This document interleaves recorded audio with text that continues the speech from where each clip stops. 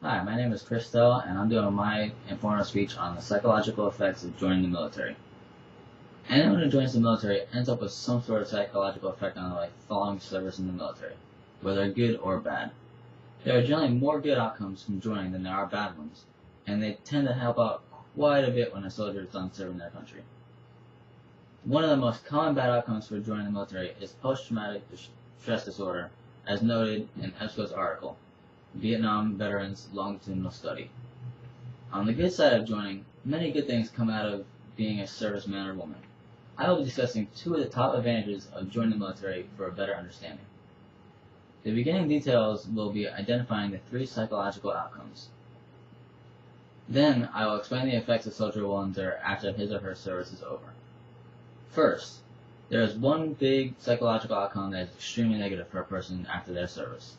This is post-traumatic stress disorder, as explained by Joel Cuppersmith, MD.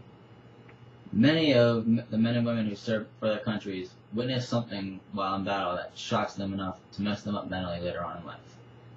A bomb going off close by and killing others in the platoon might startle someone quite a bit.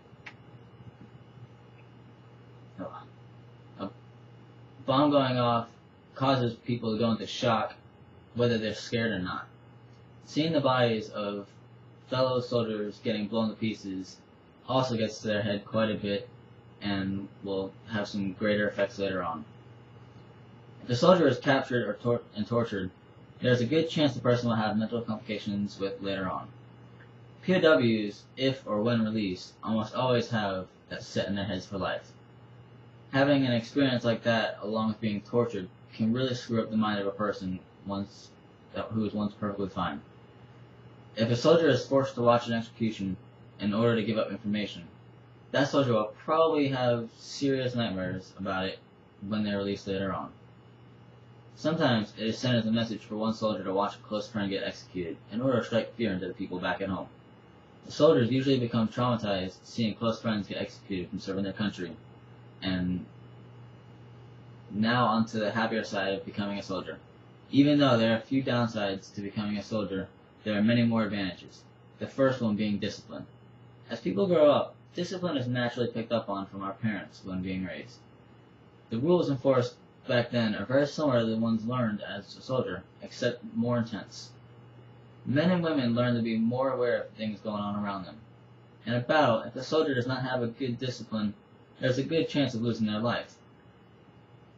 They learn that more lives saved is better than fewer, and will do whatever it takes to make sure that the people are taken care of well, even if it means sacrifice.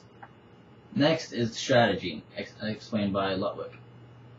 Strategy is key in the military when it comes to battle plans and entering the borders of other countries. Learning to think outside the box is very helpful when needing to overpower another unit of soldiers. Battle plans are thought out thoroughly to make sure that there are no mistakes, or if there are, very little.